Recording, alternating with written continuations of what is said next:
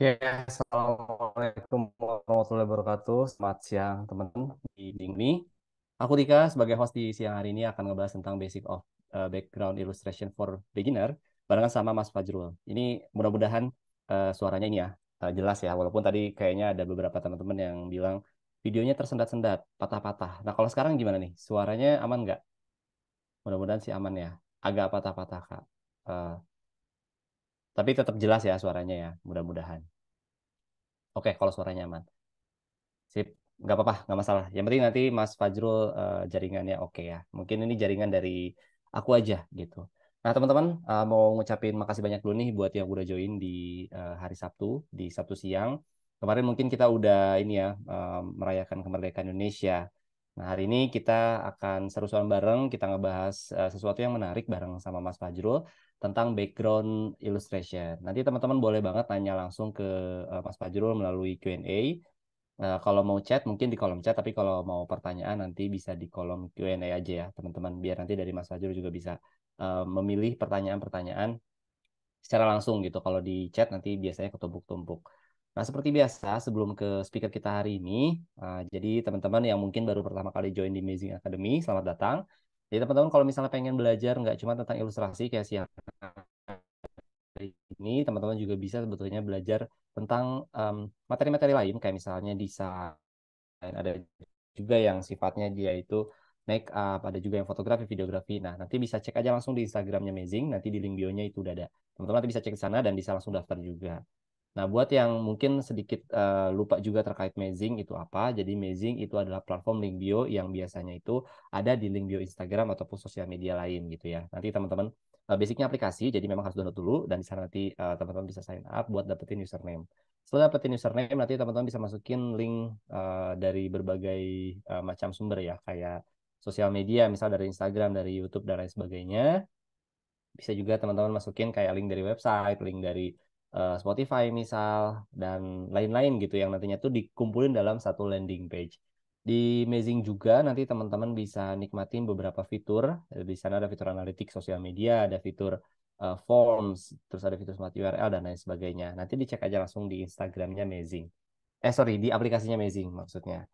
Nah, buat yang pengen dapetin kayak ini ya, premium amazing itu selama 2 bulan dan juga sertifikat di acara hari ini, e-sertifikat ya teman-teman, itu bisa banget purchase 15.000. Nanti aku bakal share juga linknya di kolom chat dan kayaknya udah di-share juga sih sebetulnya di grup.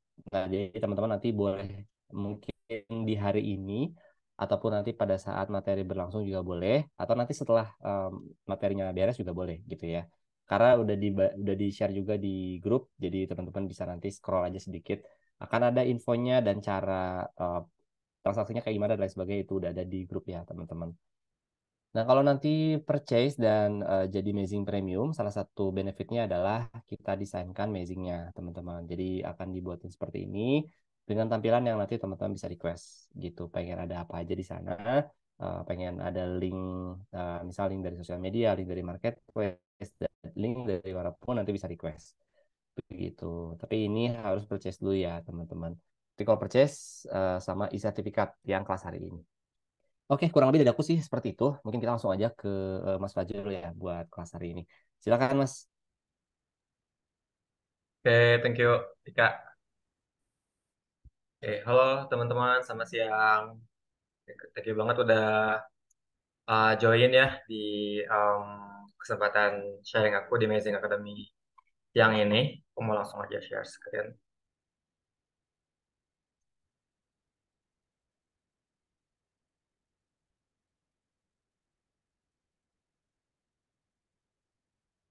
Oke, share screen aku kelihatan kah? Aku kayaknya butuh ada lihat chat. Udah kelihatan kan ya? Aman, aman Mas. Kelihatan, oke. Oke. Gak kepotong ini kan, presenter review ada tanda akunya gitu. Nggak ada ya? Aman, oke. Oke, teman-teman. Jadi untuk kesempatan kali ini, aku bakal jelasin basics untuk background illustration itu bagi beginner ya, bagi teman-teman yang mau memulai untuk menjadi background artist atau misalkan mencoba untuk menggambar background gitu. Em, jadi sih materinya kurang lebih itu sama dengan materi yang udah aku sampaikan di kesempatan sebelumnya gitu ya, di bulan Juni lalu juga kurang lebih materinya sama. Jadi ini mungkin untuk teman-teman yang udah pernah ikutan itu bisa recall kembali apa aja yang udah aku sampaikan waktu itu, mungkin agak lupa-lupa gitu ya, atau misalkan ada pertanyaan yang belum belum kejawab gitu, nanti mungkin bisa langsung lagi ke aku gitu ya di kesempatan kali ini. Untuk yang teman-teman yang baru join ini materinya khusus untuk mengenali dulu si background illustration, jadi nggak fully langsung teman-teman akan menggambar dan lain-lain, tapi mengetahui dulu pentingnya background illustration, terus fungsinya seperti apa, implementasinya di industri itu bakal seperti apa gitu ya, di media apa aja background illustration itu bisa digunakan gitu ya. Dan itu juga sebenarnya ada apa step by step juga kurang lebih bagaimana menciptakan background illustration gitu. Oke, pertama-tama saya kenalan dulu. Em, saya Gelar, sering dipanggilnya Bajrul. Saya full time illustrator dari tahun 2015. Udah ngegambar gitu ya, terus udah masuk coba belajar di background art sampai jadi kerjaan gitu ya. Di tahun 2015 juga udah banyak juga project yang melibatkan saya sampai eh, apa ya menggunakan si background art itu sendiri untuk project-projectnya gitu. Jadi eh, nggak cuma kayak ilustrator yang oh terima style A, terima style B gitu. Jadi focusing untuk background illustration di tahun 2015 ini gitu. Saya juga sekarang lagi jadi ilustrator full time di salah satu edtech di Indonesia. Oke, langsung masuk ke sesi pertama. Jadi kita coba mengenali dulu gimana sih background illustration itu penting di dalam sebuah gambar gitu ya, di illustration mau di visual storytelling kayak di film atau misalkan di komik atau misalkan di cerita bergambar lainnya gitu ya. Bagaimana sih pada akhirnya background illustration itu punya signifikan ketika ditempatkan di apa di satu gambar gitu. Tapi sebelumnya saya mau coba tebak-tebakan dulu karena memang si background illustration itu mostly digunakan di medium visual storytelling gitu ya, mau di komik atau di film yang tadi udah saya sampaikan. Mungkin paling paling gampang gitu, yang paling sering digunakan di anime gitu. Mungkin ada teman-teman yang pernah lihat background illustration ini dari anime apa? Saya sambil mantau chat. Ada yang pernah lihat nggak ini background illustration dari mana? Dari anime apa? Nggak ada yang pernah lihat. 4, 3, 2, 1. Nggak tahu Kak. Ghibli, Hoyuka. Anime Jepang. Oke, kurang tahu. Pingpong, bener. Ternyata bener. Ini dari Pingpong di Animation. Teman-teman kalau misalkan mau nonton anime sports yang bagus banget ceritanya, background artnya juga bagus, background illustrationnya juga bagus, itu di Pingpong, gitu ya. Selanjutnya ada yang pernah lihat ilustrasi background ini? Ada masjidnya, kalau teman-teman tahu ini di Turki, Hagia Sophia. Bukan Ghibli, bukan dari Arcane. Gimana ya? Hagia Sophia kok belakangnya ada omnibus gede banget. Naruto movie, Dragon Ball. Ini background illustration dari film tahun 2005 namanya Attack on Concrete. Di Attack on Concrete itu ada background illustration yang pakai elemen-elemen dari Asia, dari Timur Tengah, lucu-lucu isinya. Gambarnya bagus-bagus gitu. Karakternya sebenarnya nggak kayak anime banget, tapi background illustrationnya sangat signifikan, punya impact ketika kita nonton langsung gitu ya. Unik. Even di sana ada wayang, itu yang mengagetkan, ada pasar dalamnya ada wayang. Itu dipasang di background illustrationnya. Ini dari mana? Pernah lihat? Ini pasti pernah lihat dong. Dari film apa? Kalau background anime Cyberpunk, wah belum belum nonton dalam ya. Ke Mas siapa? Mas Jisoo. Dragon Ball, Totoro, Ghibli tapi lupa judulnya apa. Ini dari Totoro ya. Ini rumahnya Mei dan Sasuke. Totoro dan sebelah kanan rumahnya pohon gede gitu. Next, dari yang pernah lihat tangga dari film. Wah, semua orang tahu. Kalau generasi sekarang semuanya tahu pasti ini tanggal di mana. Ini Kimi no Na wa ya. Pasti semua orang tahu. Satu apa ya, satu scene yang dipakai di poster, dipakai di filmnya juga gitu. Itu ngambil satu background di daerah Tokyo. Teman-teman kalau misalnya Tokyo apa di mana gitu. Teman-teman kalau misalkan lihat di internet itu ada comparisonnya yang asli sama yang gambar yang ini gitu. Kurang lebih ya sama. Yang pasti ini background illustration yang juga lumayan terkenal, yang nempel banget gitu. Ini langsung oh itu Kim No Na wa. Oke, udah kenalan dikit background illustration di film. Kita coba melihat apa sih fungsinya background illustration itu kalau misalkan di visual storytelling gitu ya, di film gitu yang paling gampang. Ini background illustration, sorry, ini potongan scene dari Spirited Away. Ada Stan sama ada Haku lagi ngobrol gitu ya.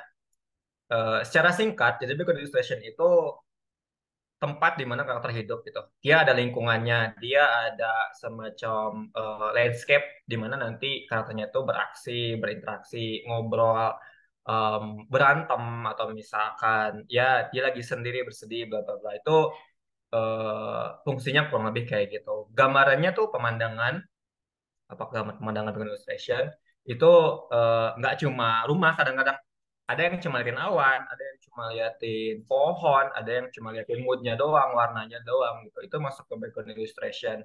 Aside from karakter gitu ya. Jadi apapun yang ada di belakang itu disebutnya background illustration. Even kalau misalkan dia ada di bagian depan, itu layeringnya disebutnya memang elements, tapi itu part of background illustration gitu. Itu secara sederhana kita gambarnya kurang lebih kayak gitu. Oh, fungsinya itu bisa nempel karakter di sana. Dia nanti katanya ngobrol, interaksi, dan lain-lain.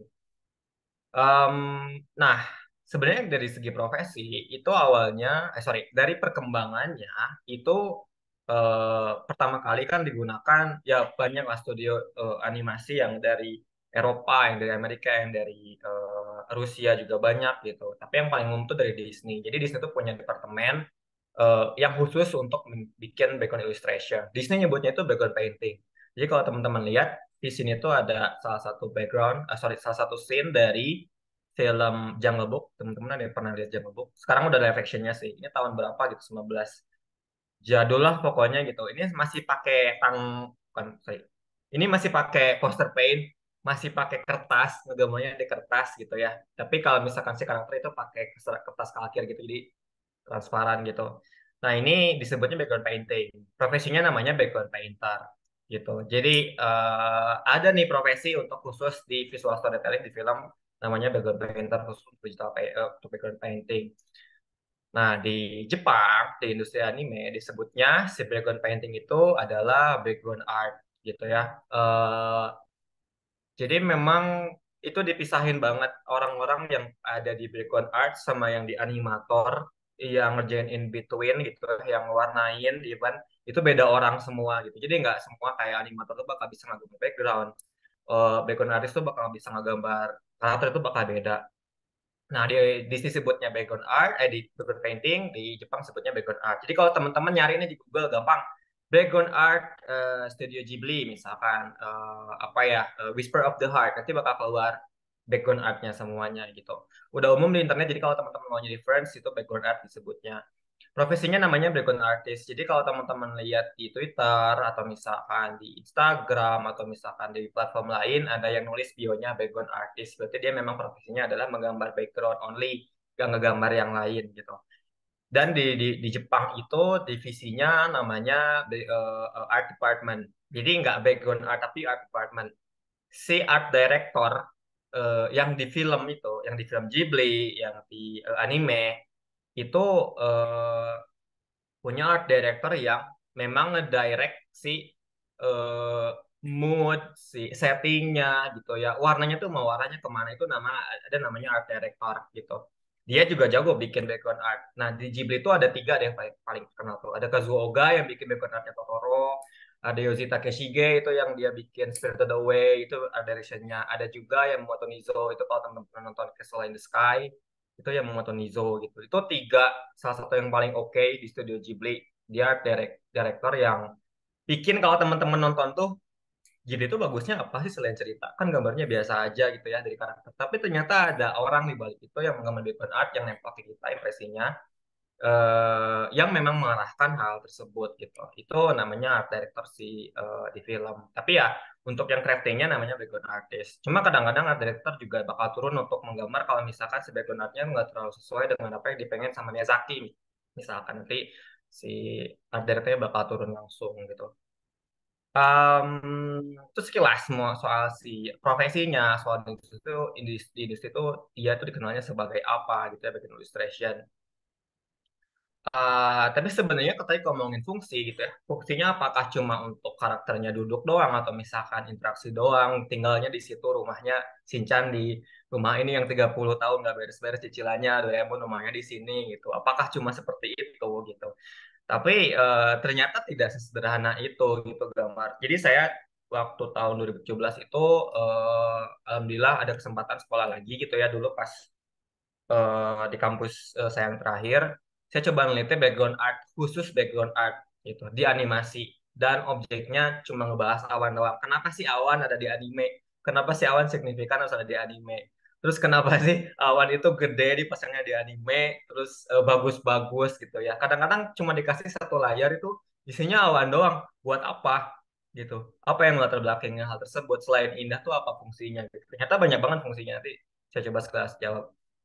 Contohnya kita coba background salah satu adegan yang ada di filmnya Ghibli ya, ini dia Whisper of the Heart. Kalau kita coba background as a breakdown, objeknya ada apa aja sih sebenarnya di sini tuh gitu. Ada pohonnya, ada daun gitu ya, ada kuil, ada tangganya juga, ada jalan setapak. Di belakangnya apakah hutan gitu ya. Di kuilnya juga ada hiasan. Terus di pohonnya ternyata dominannya warna hijau sama kuning gitu. Kenapa pohonnya nggak warna coklat aja gitu. Itu kan kalau misalkan kita coba breakdown secara sederhana kalau si apa gambar itu dilandasi oleh berbagai macam objek gitu. Tetapi kalau misalkan kita deep dive ke mindset orang yang bikinnya gitu. Kenapa sih harus nunjukin itu? Jadi kalau misalkan teman-teman ngegambar kan pasti ada tujuannya nih. Orangnya tuh mau pakai baju PNS, oh orang Indonesia. Orangnya itu misalkan agak tua, oh dia tuh ternyata udah berpengalaman gitu ya. Terus dia duduknya di warung Starling misalkan. Oh, dia tuh ternyata memang orang yang humble dan senang berkumpul dengan apa ya berbagai macam kalangan misalkan. Itu kan disetting semua ya, pengen disetting seperti itu. Jadi sebenarnya gambar juga yang ada di sini itu tidak serta merta biar bagus deh, gua gambar ada kuil, biar bagus deh, gua gambar ada pohon, biar bagus deh, gua gambar ada pancaran cahaya gitu. Sebenarnya nggak sesederhana itu teman-teman. Jadi kalau misalkan mau di breakdown ternyata banyak sekali representasi simbol yang nggak kelihatan. Kalau misalkan kita nggak ada semacam knowledge tertentu atau misalkan kita nggak coba berempati ke yang bikinnya gitu. Kenapa sih lo bikin gambarnya kayak gini gitu? Jadi ini juga saya coba apa ya istilahnya elaborate dengan apa yang saya temukan dulu ketika riset pas S2 ya. Jadi yang pertama si background itu bisa menampilkan cuaca dan musim. Jepang kan punya 4 musim gitu ya. Jadi kalau misalkan mostly si langitnya itu gelap, oh musim hujan, itu kan digambar tuh, itu kan diniatkan digambar. Tidak serta-merta misalkan kejadiannya berada di bulan September. Tahunnya cerah, kenceng banget gitu ya. Ternyata kan di Jepang September udah masuk musim penghujan gitu. Sorry, bahkan even masuk masuk winter gitu. Nah, di gambar ini juga bisa dilihat sebenarnya ketika lihat ada cahaya nih dari kiri atas ke kanan bawah. Oh, probably dia itu jam 11 pagi dan dia summer karena cahayanya kenceng banget gitu. Jadi arah cahaya itu bisa menentukan juga tuh dia tuh di musim apa, di jam berapa gitu ya. Terus selanjutnya di mood apa yang pengen dia sampaikan gitu. Jadi ketika ngegambar background juga udah harus itu ini fungsinya itu dia harus memunculkan mood eh, dengan pemilihan warna, dengan pemilihan objek gitu, yang padanya mendukung nuansa yang ada di dalam adegan gitu. Apakah mungkin di sini moodnya tuh kalem gitu ya, teman-teman kalau misalkan duduk di bawah pohon, terus melamun, itu kan ada mood tertentu yang pengen, yang didapat gitu ya dari si tempat tersebut. Di gambar ini juga si ilustratornya, si background artisnya, si directornya juga punya intensi yang sama. ketika adegannya itu lagi melamun, sedih, oh berarti ada apa? Ada mood tertentu yang pengen disampaikan, ada nuansa tertentu yang pengen disampaikan itu didukung dengan adanya si background ini gitu. Lalu eh, nggak cuma itu, maksudnya di dalam si mood itu bisa jadi apakah dia happy juga itu bisa ditampilin lewat background, apakah ada nostalgianya gitu, atau misalkan ada feeling kita tuh nggak bisa describe, kita tuh nggak bisa jelasin, tapi kita merasakan ketika ngerasain background itu kayak sore-sore duduk di taman, kok rasanya nostalgia gitu ya. Kadang-kadang background bisa menyampaikan hal yang nggak bisa disampaikan gitu. Ada feeling yang didapetin, bukan cuma informasi yang sifatnya deskriptif aja gitu. Nah, itu yang pertama gitu ya. Sorry, yang pertama sama yang kedua. Yang ketiga, even itu bisa nyampein cultural identity. So, apa sih cultural identity? Jadi, ada elemen-elemen tertentu di visual storytelling, di budaya visual, itu yang bisa kita tangkap sebagai identitas budaya. Yang paling gampang, misalkan ada gambar di Indonesia, terus ternyata pada pakai batik, terus ternyata belakangnya ada rumah tradisional. Itu kan cultural identity gitu. Itu kan ditampilkan secara sengaja gitu. Terus apakah di background illustration nggak bisa melakukan itu? Di background illustration juga bisa.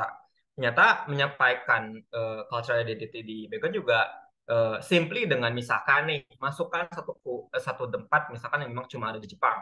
Kuil misalkan di sekitar pepohonan itu bisa direpresentasi kebudayaan Jepang itu. Kenapa sih padanya juga diambil di kuil? Memang momen ini membutuhkan kedekatan dengan alam sama spiritual gitu. Makanya ada kuilnya gitu.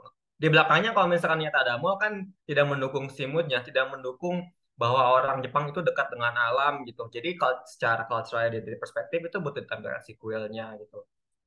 Lalu ada yang kecil-kecil yang memang buat buat saya lucu sih di Jepang itu. Kalau teman-teman lihat di bagian bawah itu kan ada cahaya yang tembus gitu ya, ada titik-titik cahaya gitu yang tembus ke apa yang tembus dari pohon terus nempel di tembok, nempel di bawah gitu ya. Itu tuh namanya di Jepang komorebi gitu. Cahaya yang tembus dedaunan itu exist di kebudayaan Jepang. Jadi kalau teman-teman lihat gambar di anime, gambar di komik atau misalkan di illustration art yang biasa gitu ya, eh, ada bagian gelap misalkan ya di karakter terus kayak ada total cahaya gitu, itu namanya komorebi. Kalau misalkan teman-teman keluar pagi-pagi lagi musim-musim kemarau kayak gini, terus ada pohon sebelahnya ada tembok, lihat deh ada kayak jatuh-jatuh apa sih shadow-nya itu kayak titik-titik, itu jadi bikin kayak visual yang bagus gitu ya, itu namanya komorebi. Jepang tuh punya istilah untuk hal-hal kecil kayak gitu, dan ini cuma ada di Jepang istilahnya sejauh ini yang saya tahu ya, belum mungkin saya belum tahu di negara lain ada. Tapi di Jepang ada namanya komorebi gitu. Mereka coba tampilkan juga di illustration. Oh, ini identitas kita gitu. Kita tuh senang melihat si komorebi tersebut gitu. Jadi memang tidak serta merta hanya oh ini indah, oh ini bagus, tempelin tangga buat tempelin cahaya. Nggak sesederhana itu ketika menggambar background. Fungsinya gede banget untuk apa ya, menyampaikan pesan-pesan yang ada di film, pesan-pesan dari direkturnya. Saya pengen film ini memang full dari Jepang, memang jadi kebanggaan orang Jepang. Ketika orang nonton merasakan bagaimana sih pada akhirnya Jepang itu punya identitas lewat visual yang ditampilkan lewat background gitu. Jadi memang tidak sesederhana kita cuma menggambar background itu ini buat rumah dia duduk aja gitu. Ini buat dia berperang aja. Tapi di situ ada makna yang tersembunyi di dalam background. Jadi tidak sesederhana ketika harus oh kita pasang aja backgroundnya warna ini warna itu gitu. Itu tetap harus dipikirkan juga. Jadi semuanya itu ada maknanya gitu. Jadi bisa diingat dari season gitu ya, apa dari cuaca, dari musimnya itu musim apa gitu ya, itu bakal bakal ngaruh juga ke mood gitu ya. Apakah moodnya kalem, apakah happy, apakah nostalgia, atau feeling yang kita nggak bisa describe, atau misalkan kesedihan juga itu bisa disampaikan lewat background gitu, yang mendukung si karakternya di situ. Yang lebih dalam lagi itu bisa represent cultural identity gitu. Jadi tidak sebisa mungkin menggambar background itu tidak apa ya, tidak asal mengambil objek yang harus dimasukkan di situ gitu. Selain harus mendukung si karakternya, harus juga melihat apa sih yang butuh ditampilin di situ yang bisa mewakilkan sesuatu. Mungkin sampai ke cultural identity yang lebih dalam lagi gitu ya. Sampai detail-detail kecil kayak komorebi kayak gitu kan sebenarnya sangat-sangat apa ya, diperhatiin gitu. Jadi tidak sesederhana menggambar objek aja gitu. Nah, kita coba bahas satu-satu gitu ya. Mungkin untuk ngomongin mood, kita coba ambil salah satu adegan yang ada di Kimi no Na wa ini adegan yang nampilin kalau di Inggris namanya Twilight gitu. Kalau di Jepang itu kata Doki. Kalau di Indonesia itu petang gitu ya. Kalau eh, di Sunda itu ada meganya gitu. Jadi memang apa istilahnya beda-beda. Ya ya senja gitu, beda-beda. Nah, kenapa sih padarnya adegan ini, adegan eh, Mitsuha dan Taki apa ya lupa namanya. Taki itu ketemunya itu pas pas momen ini gitu. Kenapa nggak pas cerah banget? Kenapa nggak pas hujan aja gitu biar lebih sendu gitu? Kenapa sih pada akhirnya diambil adegannya senja gitu? Jadi di background itu di set juga nih gimana caranya nge-uplift si emosinya untuk ngangkat si emosinya gitu. Dipilihlah senja ini yang memang dari segi warna tuh cantik, dari segi apa ya? eh eh, mood juga padanya mendukung si kondisi ketika keduanya bertemu gitu. Pemilihan warna, pemilihan objek, dan pemilihan si cuaca itu bakal ngaruh padanya di satu adegan untuk si uplift emotion yang ada di karakternya. Dan itu semuanya ada di background gitu. Dan itu di adegan lain juga sama gitu. Pemilihan color itu misalkan dia warnanya hangat, dia warnanya misalkan dingin gitu itu bisa bisa mengubah keseluruhan apa ya mood si adegan dan itu semuanya ada di background gitu. Bisa jadi karakternya senang gitu ya tapi kalau backgroundnya gelap backgroundnya ternyata eh, menakutkan oh berarti karakter ini senang bisa jadi karakternya mungkin ada intensi tertentu gitu ya. Karakternya jahat atau misalkan karakternya kita di set dari awal memang dia psikopat gitu itu kan bisa kayak gitu itu permainannya di background gitu bayangin kalau misalkan ini belakangnya itu dunianya lagi ada kaiju misalkan lagi porak-poranda itu kan bakal beda juga tuh jadi nggak romantis pada akhirnya gitu jadi sesignifikan itu ketika ngomongin mood sebagai sorry background art yang padanya fungsinya adalah untuk menyampaikan mood tertentu gitu. Lalu yang kedua itu ngomongin simple identity of a nation, cultural identity sama yang tadi di tes bangsa tadi gitu. Kalau teman-teman sering nonton slice of life-nya eh, anime-anime di Jepang. Ini kalau teman pernah pernah lihat di mana? Di anime apa? Ada yang pernah nonton nggak? Ini di anime apa? Ada di ada di hari apa sih apa namanya? Oh, katakana hiragana. Ya, Chibi Maruko-nya. Iya benar, ada tulisannya. Jadi khas banget ruang tengahnya itu. Kenapa sih nggak dipasang aja tempat duduk kursi? Kenapa nggak disimpan aja meja makan? Kenapa nggak disimpan aja lukisan gaya Eropa? Kenapa nggak dikasih warna hijau temboknya gitu? Itu kan pertanyaan ketika kita harus nge-breakdown satu ruangan di anime gitu. Oh, ternyata ini adalah identitas kebudayaan Jepang di keluarga misalkan menengah kayak Maruko gitu. Ini kalau misalkan kita lihat kita akan gak akan bisa nebak ini. Oh, ini kayaknya di Sumarekon kan nggak mungkin gitu. Ini pasti sudah dipikirin terlebih dahulu nih. Meskipun meskipun si objeknya sederhana, ada kalender gambarnya Gunung Fuji, ada apa ya eh, ada Daruma tuh yang di atas yang merah ada Daruma gitu Daruma kan nggak akan mungkin ada di Bandung gitu ya atau misalkan ada apa ya tempat duduk dengan pemanas itu kan ada di kebudayaan Jepang dan sebenarnya gambarnya sederhana kita nggak bikin ya ya tatami itu kita nggak bikin detail sorry si Chibi Makoto nggak bikin itu detail tapi kita bisa nebak oh identitas Jepang tuh kayak gini oh khas banget ya di Jepang gitu jadi sederhana gambar-gambar ini tuh bisa langsung represent banget gitu. Jadi representation of daily life places in Japan gitu. Kesehariannya mereka ya kayak gini. Kita juga mungkin bisa meskipun tidak ada patokan ya kalau misalkan di Indo. Tapi kita bisa lihat hal-hal kecil misalkan di ruang tengah untuk ya. Contohnya nih teman saya pernah curhat yang menengah ke bawah dulu kita nggak punya kursi katanya. Kita duduknya di karpet. Terus kita punya semacam apa ya lemari pajangan yang tengahnya bolong buat TV gitu ya. Itu dipasang di situ. Terus kalau misalkan mau mindahin channelnya karena nggak punya remote, pakai apa? Pakai kaki gitu ya. Terus ternyata ada hiasan gelas dan lain-lain. Ada foto nikahan gitu ya. Itu kan sebenarnya khas Indo juga gitu. teman-teman gambarin sederhana juga bisa. Itu menjadi representation of daily life. Sesimpel itu signifikannya si background ketika ngomongin apa identitas sebuah bangsa gitu. Teman-teman nggak usah menggambarnya detail, tapi itu bisa jadi mendukung keberadaan si karakternya bahwa dia tuh memang relate dengan kehidupan kita karena dia ada di Indonesia gitu. Oke, itu yang identitas nation gitu ya, identitas bangsa gitu. Yang tadi juga season kurang lebih sama. Notice nggak teman-teman kalau misalkan lihat anime di dengan tema musim panas itu banyak awan cumulonimbusnya. Awan cumulonimbusnya yang gede nih, yang dia kayak towering ke atas gitu ya, segitiga makin gede, makin tinggi, makin kecil, itu namanya cumulonimbus. Ini awan favorit saya. Jadi tesis juga cuma neliti awan ini. Kenapa nih awan ini ada di anime gitu. Oh iya, ini di anime Summer Wars, teman-teman harus nonton. Ini bagus banget. Rekomendasi saya nonton Summer Wars. Em, jadi di Jepang itu musim panasnya, kata temen saya itu awalnya bagus-bagus. Musim panas tuh Agustus ini ya, Juli Agustus. Terus akhir awal September masih ada. Itu awalnya bagus-bagus gitu.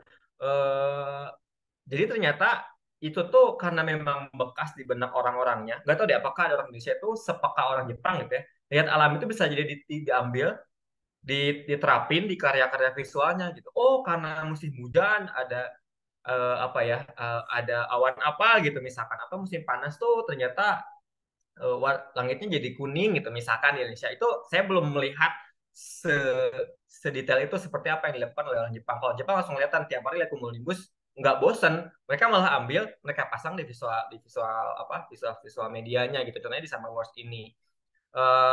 Dan ternyata nggak cuma di Summer Wars, di banyak anime yang tema musim panas, even cuma hanya dilihat di poster, itu ada awan cumulonimbusnya gitu. Jadi dan ini ditempelnya itu the background, digambarnya oleh background artist gitu, nggak oleh karakterisasi tuh oleh animator gitu. Jadi sampai sesignifikan itu, cuma liatin awan doang, oh musim panas gitu. Kalau misalkan lagi musim musim gugur misalkan ya, oh pakainya itu pakai autumn gitu ya, yang pada jatuh itu gambarnya juga sama background gitu. Jadi itu juga bisa background art juga kalau misalkan memperlihatkan objek-objek alam yang memang signifikan di budaya tertentu, itu bisa jadi langsung mewakili si musim-musimnya gitu. Fungsinya bisa sampai mewakili musim hanya hanya dengan memperlihatkan satu objek aja gitu. Nah ini yang saya teliti dulu ketika pertama kali lihat, oh ternyata ada cumulonimbus. Lebih dalam lagi, saya nemu satu buku tahun 91, nggak tahu tahun 90. Jadi untuk mempelajari Jepang dan culture-nya kayak Japanese 101 culture gitu. Ada kalender, gambar kalender di buku. Kalendernya ngomongin udah masuk Agustus. Gambarnya cumulonimbus, bukan gambar pantai, bukan gambar orang jalan-jalan, orang happy-happy, bukan. Kalender gambarnya cumulonimbus, udah itu simbol banget gitu padahal kecil gambarnya gitu. Itu penemuan yang signifikan untuk saya gitu, melihat bahwa oh orang Jepang ternyata secare itu sampai dimasukin ke background artnya gitu di visual manapun, di gambar apapun. Nah sampai dalam lagi gitu ya, si cumulonimbus itu sampai punya berbagai macam layer makna. Yang pertama tadi bisa ngomongin season gitu ya, bisa ngomongin cuaca. Lalu kalau misalkan teman-teman lihat, nggak cuma ditempel tuh awan cumulonimbus tuh, ada juga karakter yang ngeliatin si awannya. Atau misalkan get along sama awannya gitu. Ada awannya di belakang, ada karakternya di depan gitu ya. Ternyata ada titik-titik nostalgia yang nggak bisa kita jelasin. Kalau teman-teman lihat awan, apa sih yang teman-teman bisa jelasin gitu? Pengen ngejelasin tapi nggak bisa. Tapi bisa dirasain gitu. Tapi ngelihat itu tuh kayak kayak ngelihat sesuatu yang kita padanya stick sama awannya gitu kayak ngeliatin aja gitu. Kalau misal dulu pas penelitian saya ada memang peneliti juga dari ITB yang ngelihat kalau oh ternyata itu tuh ada momen ketika Bego tuh harus diliatin ada momen yang diliatin dan momen itu objek-objek alam gitu ya. Itu tuh ada nostalgia di situ. Kita tuh kayak coba recall momen-momen di zaman dulu gitu ya, atau misalkan momen-momen yang kita tuh pernah ngelewatin tapi kita tuh lupa gitu itu tuh momen apa, dan itu impress impress banget ke kita gitu dengan hanya ngeliatin awan gitu. Nah itu bisa disampaikan juga tuh di background art pakai awan gitu, dimasukin sampai ke film gitu. Kita nonton, oh, orang ngeliatin awan kan sebenarnya aneh, tapi ternyata ada ada titik penting di situ yang bisa disampaikan gitu. Dan even bisa jadi kontemplasi gitu, nggak cuma buat karakter, nggak cuma buat penonton gitu. Itu ketika memang momennya di set, karakternya harus ngeliatin kayak gitu. Dan di part lain, Jepang itu ternyata kalau ngomongin objek alam di background art itu mereka seneng banget kefanaan gitu. Objek apa ya? Momen-momen objek alam yang memang memperlihatkan kefanaan. Contohnya, kalau misalkan teman-teman lihat ada anime, liatin Sakura jatuh. Karakternya liatin Sakura jatuh. Itu ternyata adalah simbol waktu itu berlalu, umur itu pendek, hidup itu fana. Dan orang Jepang menikmati itu gitu, ditontonin. Wah, waktu berlalu ya gitu. Wah, hidup ternyata sebentar gitu. Jadi itu tuh simbol, nggak cuma kayak oh nggak ada adegan buat ngisi ini gue kasih sakura nggak kayak gitu. Ternyata itu tuh ada simbolnya. Ada literatur Jepang yang menyebutkan bahwa sakura jatuh itu ternyata ada umur itu pendek gitu. Itu dipasang juga gitu. Jadi kalau mas sekarang mungkin kalau teman-teman lihat anime, lihat background artnya, dia nyampein apa, itu pasti ada maknanya. Gak mungkin nggak ada maknanya. Ada bunga juga yang warna merah, lupa namanya, bunga lili atau apa gitu. eh itu tuh dia menyimbolkan kematian. Kalau teman-teman tahu, kalau misalkan ada opening anime, ada bunga itu di background art warna merah, spider lily, bener. Itu pasti ada kartu yang bakal meninggal. Itu contoh background art yang sampai sesignifikan itu. Misalkan openingnya gue karakter semua orang Jepang nggak gitu. Ini karakter mau meninggal. Kita coba kasih simbol aja biar kayak sneak peek gitu kan. Bisa dikasih background art-nya spider lily gitu. Kayak gitu teman-teman sampai dalam banget gitu. Background art tuh nggak cuma kayak objek kita tempel-tempel. Ternyata banyak banget yang bisa disampaikan lewat background art gitu. Nah, ini contoh lain juga ketika lihat si awan cumulonimbus gitu. Kalau teman-teman pernah nonton anime lari, namanya Run with the Wind, Kazega Kazega Suyeku Fuiteiro, itu ada adegan ketika dia summer camp gitu, terus lari apa di luar ruangan, terus ada satu momen mereka tuh kayak udah apa ya, udah ngumpul bareng itu lah, udah solid banget. Mereka ngumpul liatin awan musim panas ini gitu. Kayak mereka tuh refleks ke diri sendiri gitu loh. Oh, udah sejauh ini nih. Oh, kita udah barengan gitu. Oh, kita nonton komunitas bareng gitu. Jadi memang memang ditempelin awan ini gak serta merta hanya untuk kayak oh katanya udah ngumpul nggak cuma gitu. Ini refleksi barang-barang gitu jatuhnya. Bayangin awannya segede ini dua di satu layar. Ini tuh effort loh bikinnya. Kok harus bikin awan doang? Kalau misalkan teman ilustrator tuh mikir, aduh gue harus gambar awan, gede banget dua gitu. Terus kayak cuma ngeluarinnya cuma 3 detik. Buat apa 3 detik gambar awan lama banget dan gede gitu. Ada ternyata fungsinya sejauh itu gitu. Jadi memang kalau dilihat tadi ya dari fungsinya itu buat liatin cuaca, musim, terus bisa ngeliatin mood juga gitu. Apakah sedih, nostalgia, atau seneng, atau apa ya menakutkan gitu ya. Itu bisa lewat background art juga, bukan illustration juga. Terus bisa jadi cultural identity gitu ya sampai dalam sampai identity of a nation juga. Jadi daily life-nya di cultural tertentu itu bisa dilihatin lewat background art gitu. Itu fungsi background art di visual storytelling yang sekarang itu memang sudah digunakan. Dari dulu memang sudah digunakan dan teman-teman sekarang mungkin sedikitnya udah tahu kurang lebih fungsinya seperti itu. Kalau misalkan lihat sih background art. Oke, selanjutnya gimana sih kreatif prosesnya creating background art atau illustration itu gitu. Jadi em, kalau misalkan lihat dari apa ya kebutuhannya gitu, pasti yang butuh dilihat dulu itu tuh settingnya gitu. Di mana sih nanti si adegannya mau take place gitu. Apakah harus di warung lontong atau misalkan di kebun singkong atau misalkan di pasar atau misalkan di kota gitu itu dipilih dulu mau yang mana. Yang kedua moodnya apa nih, mau sedih mau senang dan lain-lain itu dipilih juga yang kedua.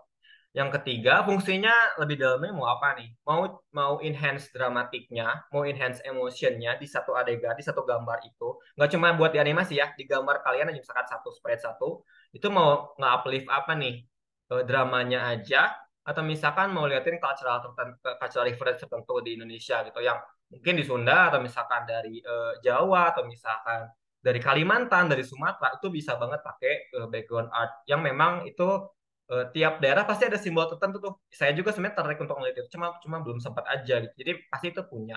Itu mau dilihat nih fungsinya buat apa, karakternya mau di situ mau tempel aja atau dia diupload suatu si background. Itu yang pertama. Itu kita putusin dulu tempat, mood, sama fungsinya di situ buat karakter atau bukan gitu.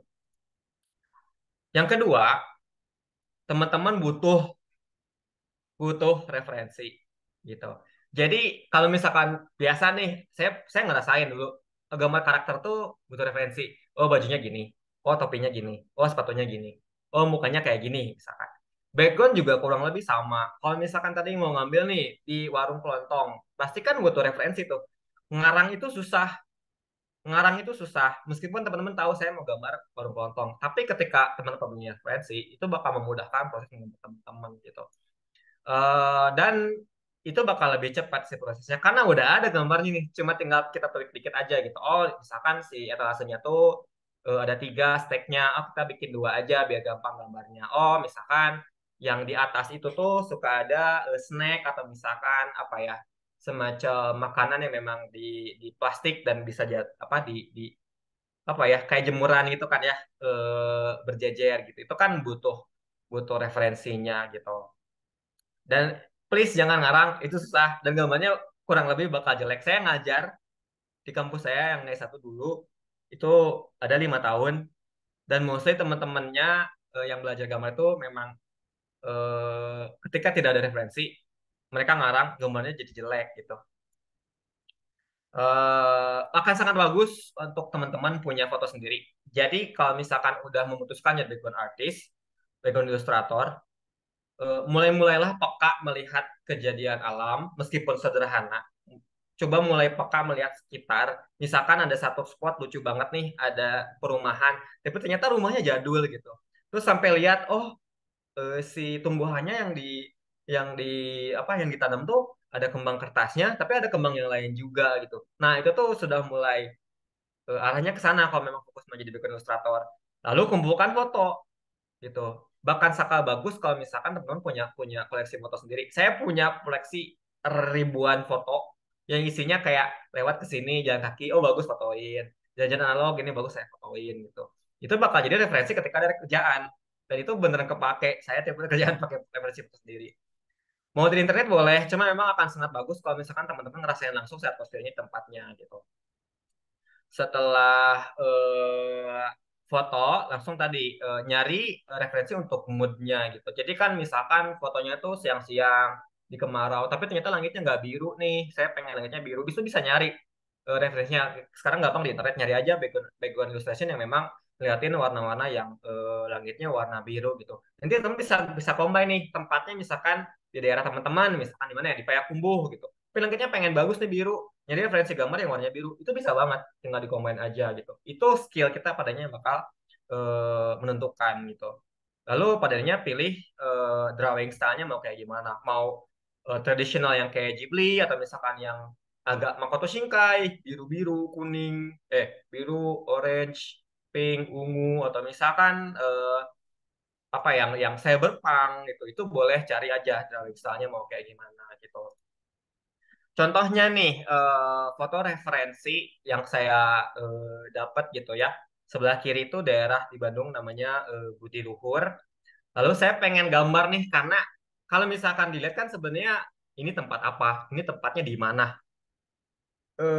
Kenapa sih pengen digambar? Ini lebih ke intensi saya aja. Ini pengen coba saya combine gimana pada akhirnya daerah yang ada di Bandung ini saya masukin mood dan referensi drawing style yang ada di film yang saya senang dari Tepan Creed gitu ya. Ada apa ya ambience dia kotor-kotor dikit gitu kan ya kayak kumuh bla bla bla bla gitu. Itu bisa saya gabung pada dirinya jadi sebelah kanan nih yang file illustrationnya gitu. eh dan ini saya nggak tracing ya, jadi memang digambar kayak sketsa dulu, bla bla bla semuanya gitu. Nah ini contohnya apa menggabungkan drawing style sama referensi yang ada. Even di sebelah kiri kan nggak ada awan yang gede tuh, Nah, karena saya senang saya masukin aja. Ini dulu pas gambar tahun 2015 apa 16 gitu ya. Jadi memang awal-awal saya eksplorasi background illustration. Itu bisa teman-teman combine kayak gini. Referensi foto, referensi mood, satuin jadi final illustration kayak gitu. Itu bisa banget teman-teman coba implementasiin dengan style ilustrasi yang teman-teman yang suka gitu ya. Contoh lain, nah ini project. Jadi dulu saya sempat ngerjain packaging untuk teh, untuk produsen teh di Bandung, namanya Tipoto gitu ya. Jadi mereka pengen di kemasannya itu eh, si ilustrasinya menggambarkan rasa masing-masing teh tersebut gitu. Untuk si teh yang ini namanya tehnya Dagomin, pengen ngeliatin Dago di Bandung sore-sore sehabis hujan. Itu khas banget kalau teman-teman pernah ke Dago. Moodnya kurang lebih yang di bawah nih, contoh moodnya nih, habis hujan ada cahaya kayak temaram gitu, terus bawahnya basah gitu ya, terus agak-agak gelap dikit, banyak pepohonan gitu. Nah, ini secara proses saya ambil dulu tempatnya tadi Dago, terus si cuacanya itu setelah hujan, terus waktunya itu sore-sore, terus moodnya itu agak gloomy gitu ya, dingin, tapi dia memberikan efek si kalem dan bisa jadi representasi yin tadi gitu. Dan jadinya kayak gini gitu. Jadi referensinya saya ambil, saya udah bolak-balik ke Dago nyari spot yang enak banget ternyata nggak dapat, padanya ngambil yang 360 dari si Google. Ini dari Google nih, Google Street gitu saya ambil, berhasil saya jadiin satunya jadi kayak gini gitu.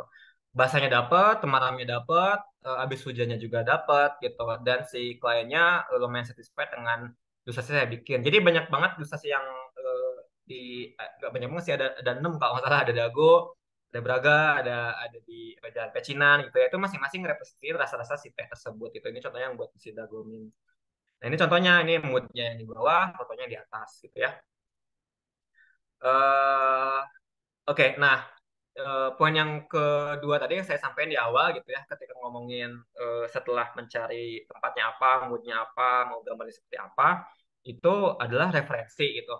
Saya nekenin banget referensinya kalau misalkan teman-teman memang ada waktunya referensi dan sampai ada waktu juga untuk ngambil foto, akan sangat bagus untuk ngambil aja langsung gitu.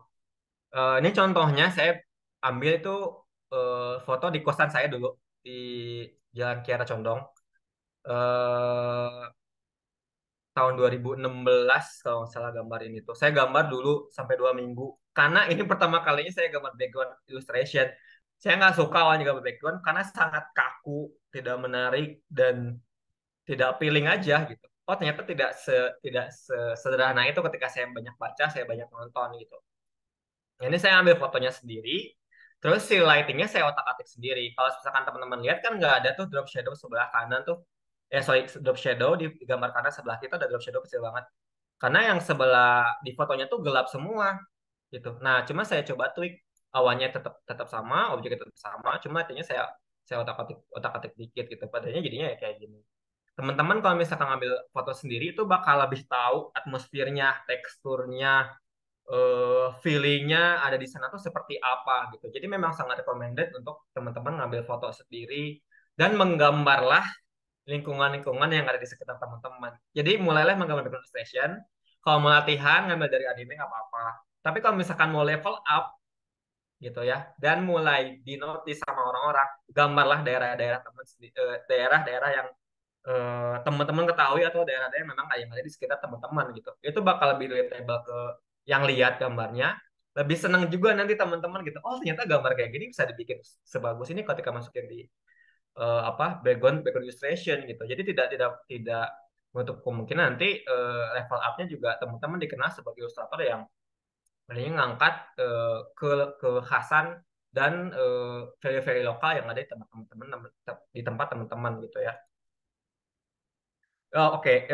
Proses selanjutnya setelah referensi itu sketching gitu ya. Kalau misalkan dari foto referensinya, komposisinya udah oke, itu teman-teman bisa langsung gambar. Itu kalau misalkan nggak terlalu bagus komposisi fotonya, itu komposisinya bisa teratur sama teman-teman. Misalkan ternyata nggak centered, ada yang kepotong bagian pentingnya, atau misalkan langitnya pengen agak digedein dikit, itu bisa di-adjust aja nanti ketika sketching. gak usah detail gitu ya, asal jelas gitu ya, bisa dikasih shading juga kalau misalkan mau bantu si apa sih nanti ketika coloring gitu. Contohnya ini adalah ilustrasi saya buat untuk novelnya Brian ya, Dan Krishna kalau teman-teman tahu. Novelnya Parable tahun 2021 apa ya 2020 saya lupa. Ini prosesnya. Jadi rough sketch dulu. Sebenarnya rough sketchnya buat layout. Nanti mau kayak gimana nih gitu. Oh pengen dia tuh approach saya karena dia salah satu gambar saya yang di Pasar Cikapundung. Oh pengen kayak gini nih Kang. Tapi nanti ada karakternya. Oh tapi kayaknya nggak bisa nih kalau misalkan pakai yang Cikapundung. Saya coba klik lagi aja yang baru gitu. Nah, pas awalnya di sketsa, saya ngasih rough sketch, cuma itu lewat doang. Nanti orangnya di sini nih, misalnya nanti bakal ada bangunan, nanti saya minta tolong nggak ada awannya tapi di belakang gitu. Setidaknya senang mau ya udah gitu. Terus ngasih detail gitu ya, shape-nya mau kayak gimana nih? Oh sebelah kanan ada apartemen gitu dijajah, sebelah kanan bawah ada masjid, misalnya ada McD, kemudian pengen ada apa kayak semacam hal-hal kecil yang pengen dimasukin gitu di situ. Padahal saya ngasih detail di sketching yang lebih apa yang lebih ngebantu untuk nanti coloring. Nah ini final illustration-nya. Jadi kurang lebih sketchingnya gak usah sampai dikasih shading juga nggak apa-apa. Tapi objek itu bakal harus udah jelas ketika udah digambar di sketsa. Jadi bakal tahu nih klien juga, oh karakternya ada di sini, objek yang sebelah kanan seperti ini gitu dan lain-lain. Contohnya yang dikasih shading kayak gini nih. Ini adalah yang tadi yang dari project Cakti Foto tadi gitu ya. Ini si daerahnya namanya di Cipaganti. Kalau misalkan teman-teman pernah ke Bandung, ada daerah namanya Cipaganti. Jadi jalannya lurus, panjang. Kiri kanannya itu pohon bagus banget beringin. Jadi kalau misalkan pagi-pagi lewat itu banyak banget cahaya masuk dari kiri kanan atas gitu ya. Kalau misalkan arahnya dari bawah, oh sekarang dari atas. Jadi kalau pagi-pagi arahnya nanti kelihatan si si cahayanya itu di kiri atas ke kanan bawah itu jatuh-jatuh terus di bawahnya banyak banget komedinya itu lucu banget itu enak banget lewat ke sana pagi-pagi atau misalkan sore-sore gitu. Nah ini pengen ngeliatin nuansanya itu anget tapi seger gitu ya di pagi hari si tehnya itu. Nah, sketsanya saya ngasih lihat dulu nih kekhasan di Cipagan itu ada apa lighting sama shading yang memang di sana bertabrak-tabrakan. Nah, itu saya kasih lihatin di sketsa. Itu boleh padanya ketika sketsa ngasih shading untuk membantu lightingnya, untuk membantu si moodnya gitu. Teman-teman bisa ngasih kurang lebih detailnya kayak gini gitu. Oke, sketsa udah beres, teman-teman langsung ke coloring. Jadi di coloring itu tuh base color dulu gitu ya. Nanti saya coba liatin singkat aja. Base color dulu. Yang kedua itu shadingnya, light apa sih gelapnya di mana, terangnya di mana. Baru texturing gitu ya, render detailingnya gitu. Highlightnya, sama objectsnya, tekstur yang di tembok A gimana, tekstur yang di groundnya kayak gimana gitu. Itu lanjut setelah base color beres sama si shadingnya beres gitu. Objek yang ada di belakang itu eh, akan lebih pudar dibandingkan objek yang ada di depan gitu. Objek yang penting itu harus lebih detail dibanding yang nggak penting gitu. Atau misalkan bisa dibalik karena memang pengen ada subtle message-nya gitu, pengen ada sesuatu yang sangat apa ya tersirat itu bisa dimainin juga untuk kontrasnya gitu. Jangan terlalu nge-push semuanya dikasih detail karena bakal text time banget dan malah gambarnya nggak terlalu punya fokus gitu. Nah ini contoh saya ngasih dulu base gitu ya. Base itu dalam artian color base-nya mau apa nih? Dasarnya mau apa? Oh, langit itu warna biru, si pohonnya warna hijau, si awannya warna putih gitu ya. Sisanya warna-warna bangunan yang memang tadinya belum saya kasih shading, tapi lebih ke warna dasarnya dulu gitu. Jadi buat ngeliatin dulu shape-nya kayak gimana nih gitu ya. Dan pengen ngedeketin si mood-nya gitu. Lalu kalau misalkan udah dapet langsung dikasih shading. Jangan jangan takut pilih warna, eksperimen aja, eksplorasi aja kalau teman-teman baru mencoba gitu. Karena padanya nanti bakal kerasa gitu. Apa si learning point-nya di tiap-tiap momen-momen kalian menggambar gitu ya dari gambar satu ke gambar yang lain. Nah, ini contoh yang lain gitu ya. Base with shading dulu bisa juga gitu. Base-nya udah beres gitu ya, dikasih kayak shading indication. Oh, ada drop shadow dikit nih di bawah si apa? Si atapnya gitu. Itu bisa dikasih juga di awal-awal gitu. Lalu detailingnya nyusul gitu ya, satu-satu gitu. Em, dan sampai final detailingnya gitu. Dikasih kucing lah, dikasih apa gitu. Itu bisa ada di akhir aja gitu. Eh dan Yang pasti shading harus kelihatan enak dulu, kontrasnya kelihatan. Jadi kalau misalkan udah kelihatan si kontrasnya, bersabarlah untuk menggambarnya gitu, untuk menyelesaikannya. Karena ya kuncinya itu kalau misalkan teman-teman mau eh, menghasilkan gambar background illustration yang bagus gitu. Sabar itu nomor satu sih kalau misalkan background illustration, karena sisanya ya kalau soal skill, soal development itu bakal berkembang seiring dengan seringnya teman-teman berlatih gitu. Nah ini contoh yang semakin jauh, detailnya semakin sedikit, warnanya semakin pudar, semakin dekat itu semakin detail gitu ya, di tumbuhannya, bla bla bla bla bla itu dibagi-bagi gitu ya si kontrasnya. Oke, ini ada tips-tips yang lumayan menarik sih. How to make your background illustration itu lebih relatable. Jadi nggak cuma menggambar background, tapi bagaimana background itu bisa disukai oleh orang, atau misalkan orang tuh relatable melihat backgroundnya gitu. Jadi kalau teman-teman lihat di film-film Ghibli gitu ya, banyak background illustration yang indah gitu ya. Sebagian orang tuh bisa relate, sebagian tuh enggak bisa relate karena udah pernah nonton gitu ya. Sebagian enggak, tapi bisa ngeliat ini indah gitu. Atau misalkan yang udah pernah nonton tuh, wah iya inget nih ini di mana gitu. Gue pernah lihat ini di mana gitu. Tapi kalau misalkan ngeliatin orang random, nggak akan pernah tahu kan, oh iya bagus, tapi ini apa ya gitu. Jadi kan ada memori ketika kita udah pernah nonton si film itu, ada memori soal scene tempatnya kan. Makanya kita bisa relatable ke tempat itu gitu. Kurang lebih sama juga ketika kita bisa melihat itu di karakter gitu. Kalau misalkan kita lihat karakter meskipun badannya kayak apa proporsi badannya kayak di anime, mukanya kayak di manga gitu ya.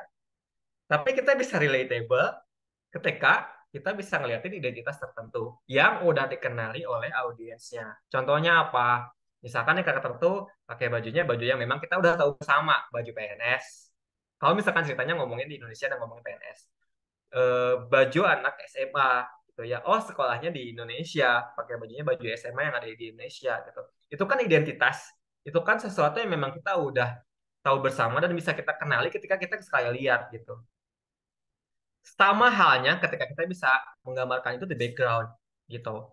Eh Background itu memang kadang-kadang sangat tricky karena tidak tidak semua tempat mempunyai kekhasan yang sama. Tetapi ada satu apa ya semacam semacam kesan tersirat yang padanya kita bisa merasakan bahwa itu tuh ada di daerah kita gitu. Ketika saya gambar ini, gitu, saya nggak ngejelasin ini di mana. Tapi kalau misalkan orang Bandung, pasti langsung nanya, ini kayaknya di Bandung ya. Dan misalkan ini kayaknya pernah pernah lewat tapi di mana gitu. Ini kayaknya di Cihampas. Oh ini cita rasanya lokal. Oh ini rasanya Indo banget gitu. Ini saya dapetin ketika saya udah gambar beberapa tahun background art terus yang memang saya ambil semuanya dari Indonesia gitu. Orang-orang padanya bisa relatable, tidak menganggap ini di luar Indonesia, tapi lebih dekat ke mereka gitu. Ini kayaknya pernah lihat, ini kayaknya di Indo, ini kayaknya lokal gitu. Meskipun padanya tidak exactly bisa menebak orang audiens itu di mana, tapi minimal ada rasa, oh iya ini Indonesia banget gitu. Itu gimana caranya padanya kita bisa bikin background illustration yang relatable. Ilustrasikanlah apa yang ada di sekitar kita aja. Gak usah kita, ya itu terlalu kasar. Saya nggak mau bilang gak usah. Coba mulai untuk menggambar eh, ilustrasi background yang tidak mengambil langsung dari anime atau misalkan foto randomnya dari Jepang atau misalkan dari Eropa. Yang ada dulu aja di Indonesia, di sekitar kita, jalan-jalan keluar ternyata ada.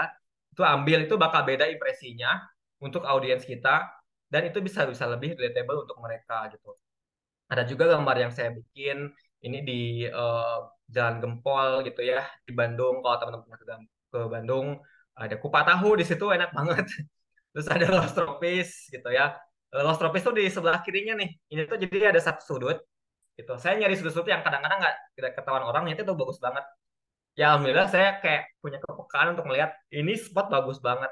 Padahal banyak yang foto di sini ketika saya bikin ini di ilustrasi, saya foto di analog, saya upload ke Twitter, terus viral rame banget. Tiba-tiba orang-orang ke sana, bukannya foto di Lustropis, malah fotonya di spot ini gitu di warung si apa si ibu ini gitu. Ini ya efeknya sampai sejauh itu gitu. Teman-teman kalau misalkan bisa menggambar ilustrasi yang ada di sekitar, pada akhirnya audiens bakal lebih relatable dengan apa yang teman-teman ilustrasikan gitu.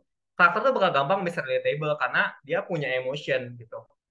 Muka itu bisa merepresentasikan identitas tertentu. Tapi ilustrasi juga kurang lebih punya punya tapi ilustrasi tidak apa ya, tidak se eksplisit karakter, tapi dia juga punya value dan fungsi yang sama gitu. Saya selalu ingat eh, apa ya, hasil hasil penelitian salah satu dosen saya dulu pas pas S2 gitu ya. Dia juga neliti elemen cultural yang ada di animasi-animasi Asia gitu ya, khususnya Asia Timur gitu. Jadi ada satu apa ya, satu poin fungsi yang bisa ditampilkan di background illustration. Fungsinya adalah the feeling of being there gitu. Background tuh bakal kuat, bakal attach ke emosi orangnya. Ketika orang yang lihat backgroundnya itu minimal pernah lewat atau misalkan pernah lihat somehow di mana di hidupnya sendiri, di kehidupannya sehari-hari gitu. Jadi background illustration that people would love to see is the background where the emotion attach the most gitu ya. Ada keterikatan emosi di situ. They have memory in it. Jadi mereka tuh punya punya ingatan pernah ke situ. They have memories of seeing it with their eye langsung. Jadi nggak ada internet. And even being there gitu. Itu yang orang Jepang, orang Korea lakukan sekarang. Menggambar ilustrasi yang ada di kesehariannya mereka. Bukan karena bagus, karena mereka ya punyanya itu, yang mereka gambarnya itu aja. Gitu. Gimana caranya bagus? Itu kemampuan di masing-masing ilustratornya. Ngebangun moodnya, ngebangun compositionnya, ngebangun angle-nya, ngebangun framingnya. Itu kan sisanya adalah skillnya kita gitu. Jadi ya kalau mau relatable, gambarnya gambar yang ada di sekitar kita gitu. Session terakhir, session 3, saya ada lihat Q&A, ada 7 orang, di chat juga banyak, nanti coba saya bahas satu-satu ya. Ini ada beberapa sampel background illustration. Background illustration itu apakah cuma untuk di visual storytelling atau misalkan di film gitu ya. Kebetulan ternyata enggak. Saya diajakin project itu untuk bikin packaging teh kayak gini gitu ya. Nah, ini spreadnya packaging teh tadi untuk cover buku juga udah beberapa kali dapat, untuk musik artwork juga ada gitu ya. Ini basicnya semuanya background illustration gitu.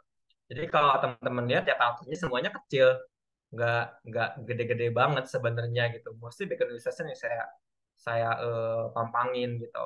Even sampai untuk TVC juga gitu ya, television komersial di iklan. Teman-teman kalau misalkan pernah lihat iklannya Cokolito itu, tapi bentar banget sih waktu itu. Oh, ini untuk si iklannya Cokolito gitu dulu.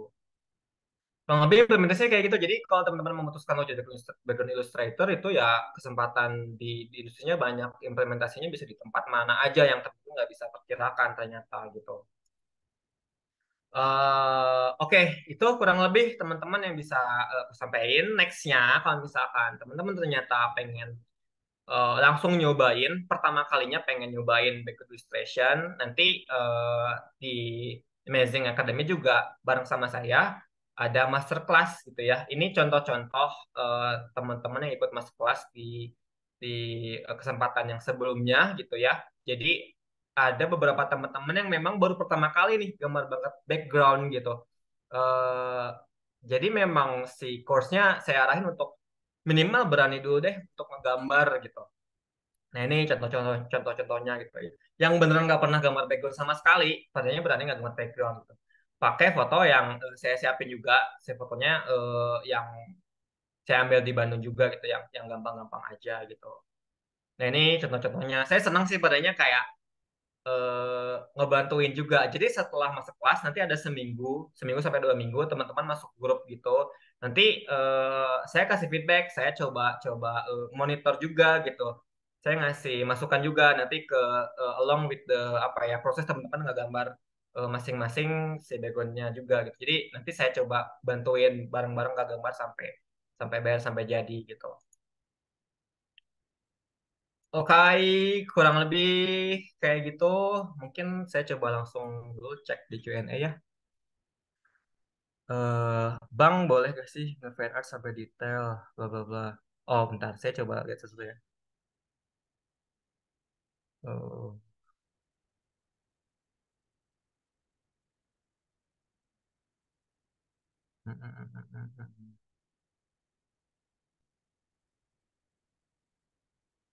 Oke, yang pertama dulu itu dari Kak Dian. Halo Kak, peluangnya background artis apa mayoritas terbatas di Indonesia? Anime, webtoon, industri lain yang stylenya semacam itu ya. Nah, kurang lebih sudah saya tadi sampaikan ya, Kak Dian. Ternyata saya adalah salah satu saksi kalau ternyata background art itu nggak cuma untuk di animation, saya ternyata bisa bikin itu untuk di berbagai macam industri saat animation. Tapi ya memang fokusnya pengennya di animation karena memang itu jadi yang utama gitu. Tapi di industri lain juga bisa banget sih. Kemarin juga saya ngasih buat konten sosial media gitu ya dan lain-lain itu bisa banget. Di manga atau komik komik yang gambar background artis atau bukan. Kalau misalkan di manga itu dari Kak Dendra, di manga itu kalau misalkan artisnya udah pro, udah gede banget, mereka punya asisten yang gambar background gitu. Jadi ada asisten yang memang khusus ngegambar backgroundnya aja.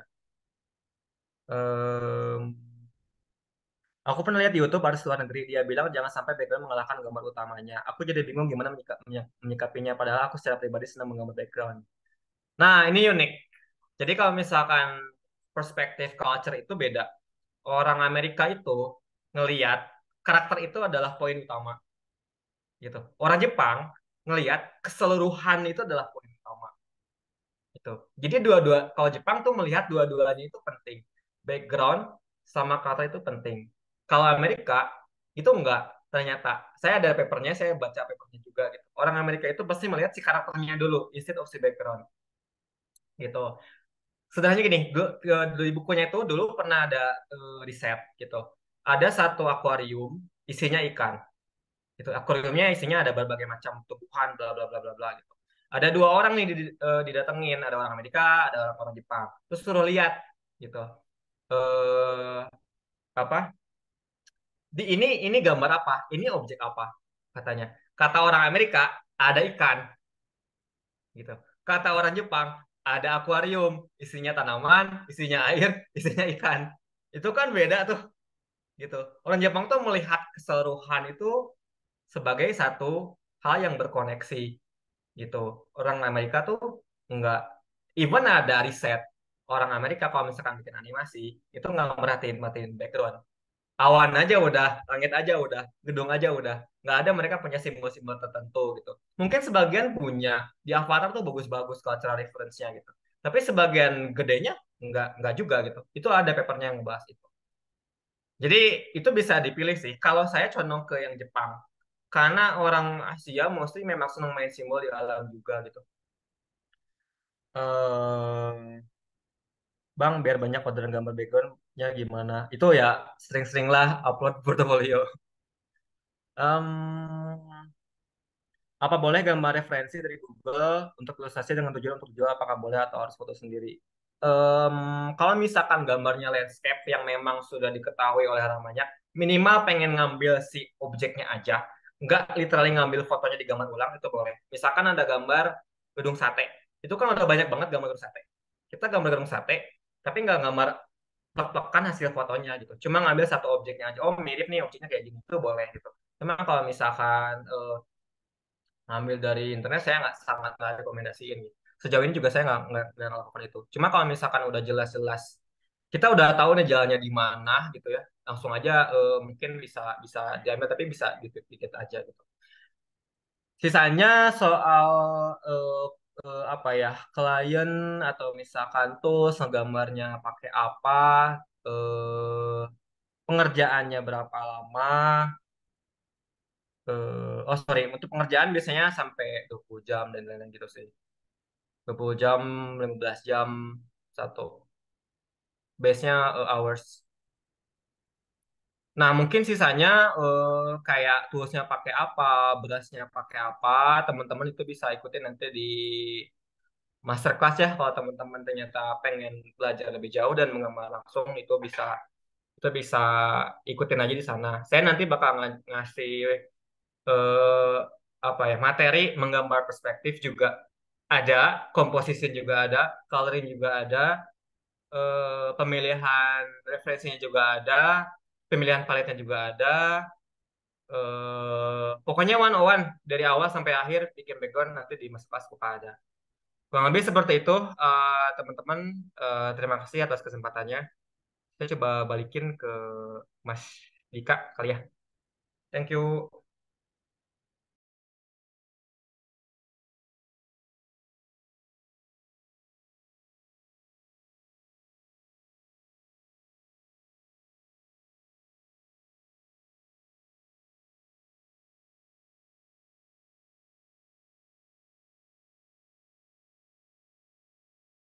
Oke, Mas Bajrul, apakah ini sudah beres? Udah semua sepertinya ya. Yes, yes, sudah semua. Siap, siap. Terima kasih, Mas. Nah, ini buat teman-teman mau ngingetin aja. Jadi, kalau mau ikutan masterclass sama Mas Bajrul di tanggal 16 September, linknya udah di-share di kolom chat. Jadi, kalau teman-teman mau ikutan, bisa banget di situ langsung. Ataupun kalau misalnya mau nanti juga nggak masalah. Karena ini masih cukup lama juga ya, teman-teman kelasnya di tanggal 16 September di bulan depan. Oke, kalau gitu mungkin kelasnya cukup sekian. Terima kasih banyak nih buat Mas Bajrul udah meluangkan waktu dan juga materi. Ini juga teman-teman antusias banget ya, Mas. Banyak pertanyaan juga. Nah, walaupun mungkin belum sempat kejawab semua, tapi nggak masalah. Nanti bisa kita ngobrol seru lagi di masterclass ya, teman-teman. Makanya jangan lupa ikutan masterclassnya di tanggal 16. Oke, sip. Kalau gitu. Makasih banyak juga buat teman-teman yang udah join di kelas siang hari ini.